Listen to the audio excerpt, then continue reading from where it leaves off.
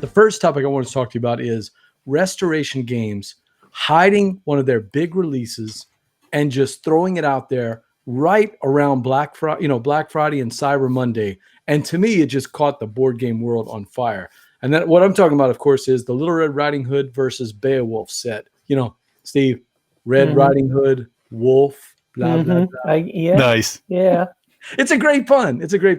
So, but are you into Unmatched, Dan? Are you a big fan?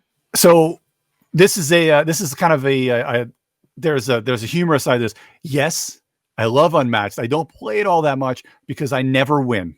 Because my main gaming partner with something like this is Kirkman, and he is just strategy and tactics through the nose. Like, I can never win when I play Unmatched at all. So it's hard for me to get it to the table because I'm like, why put something down that I'm never going to win? But I absolutely love the game. I have to, if I can just get my my wife or my kids, or actually when another buddy of ours, Chris, comes over, we're always playing Gloomhaven, so we never have time to play something small, smaller, but the Unmatched system is second to none. What they've done to that system is just unbelievable. I don't know how Justin and Rob did it, but they've got this new set that has come out, and it's a different artist from the first one. But to me, it still has sort of the same flavor, yet looks a little bit different. But they made a couple of big changes. Now, I have not played it, unlike our friend Don, who's been bragging about it all over social media that he's got to play. And we haven't played. Neither one of us have played yet, right? Steve, Dan, none of us have played this set. No, I haven't gotten this set yet. I would love to play this new set because it looks right up my alley. It's got two characters. It's got Little Red Riding Hood, and it's also got Beowulf. It also introduces a couple of new mechanics. One cool one is this doorway. Do you see those little brown things up in that upper corner? Mm-hmm. The doorways are really cool. One of the issues when you're playing, sometimes you just have to get away. You just need a turn or two to survive, pull some cards. But everybody's got about the same movement, so you really can't get away, right? Yep. The doorways, as you're running out, you can slam the door closed. It's a free action, and the person coming from behind has to use up one of their movement points to open up the door. So I like that. It gives you a chance to kind of run away and maybe get it, especially with a character like Red, where she's a brawler, but the huntsman is a range weapon guy. I can see some cool combos where Red pops in, slaps people around, runs out, and then lets the huntsman pick people off, right? They do a really good job with the companions on every one of their sets. They do. They're very, obviously very thematic. The cards really are good support for it. And what's really great about Unmatched is kind of that cat and mouse game. And it has that roots to even poker and Magic and everything else, where you have to know what the other, especially when you play it enough, you have to know what they have or don't have, and sometimes you just got to go for it when you're playing it, because there's almost everything can be countered in some way by the other decks, and that's what's great about the balance of the game as well. I'll give a shout out to Dukes of Dice. They had an awesome episode that came out this week where they got a sneak peek at it. They did an interview with Justin, but Sean did a full review of the new set. And the shout out is because I think he hit the nail on the head. It rewards people that play these decks more and more, but not so much like Magic the Gathering or Arkham Horror or one of these other, I'm not Arkham Horror, the one with the Android Netrunner. Not so much where if you know the decks, you can't be beat, right? Right. I don't find that. I mean, if you've played Unmatched before, you'll probably win that first game against somebody, but you're going to have to play well, because anybody that knows how to play any kind of tactics or play card play and see the combos, it only takes a game or two to figure this game out. Don't you think, Dan?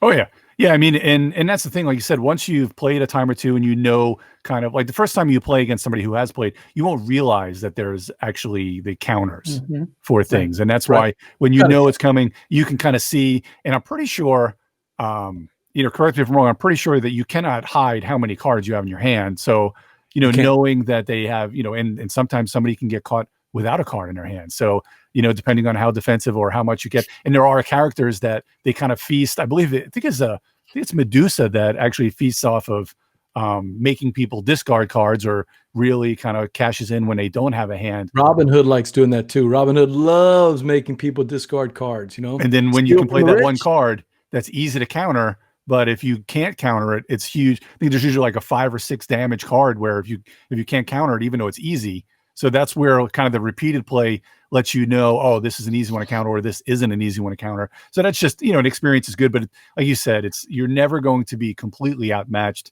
no matter what in those games, which is great. Which is a great thing about that design of Unmatched. They're always a tough first play. We've only played it the once, and without Dave Duga whispering in our ear, it would have been a flat out crush. So yeah, you've got to return some effort in coming back to the game. I do like the 4-player game, by the way. Dan, I don't think you've played the 4-player game, have you? No, I have not played it I played it. I was wondering, is the downtime bad, or is it not too bad at all? Not well. I guess everybody's I guess everybody is using one of the. On TTS, it took a while. Okay. We took a 30-minute game and made it about an hour and 20 minutes because everything takes longer on TTS. I'm sorry, right. Tabletop Simulator, just trying to move things around. By the way, not the game's fault. Implementation is fantastic. It's an official Restoration Games one. It's fantastic, but everything is slower, Steve. Yep. Absolutely. And one thing I wanted to add too is what's amazing about what Justin and Rob have done is that, we talk about the repeated play, but the replayability is amazing. So even though you may have played, whether you played Red or Beowulf a bunch, every one of the decks feels completely different, whether you're playing Sinbad or Robin Hood or Alice. They all have a different niche to them. And even though there are things that are familiar, you also have a very unique mechanic to it, which I absolutely love about the way that they design, and it's amazing. And I believe with all their partnerships, especially with having Buffy the Vampire Slayer, they have some great IPs up their sleeve, and I can't wait to see what's next. Yep, and with these two sets, they each have a cool new mechanic. Reds has that basket that you see in her picture, and the basket is sort of a little, I don't want to say push your luck because that's not what it is. It's more of a chaining thing where when you play a card, it's got an extra symbol. And if you can match that symbol with the next card you play, you get some kind of bonus action. That's pretty cool. Yep. I like that, especially if you can set up the combo right.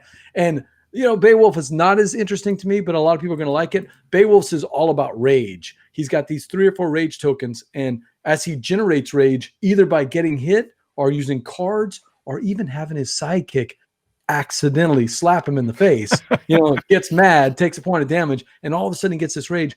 Beowulf can do 7-8 points of damage or even take out a character completely. Just wipe the character off the board with one hit. So that rage thing looks pretty cool. I'm a little bit more inclined to the Reds mechanics, but hey, look, these Restoration Games has it going on. I think Unmatched is a game from Restoration Games that we're going to still be talking about 10 years from now. I really do.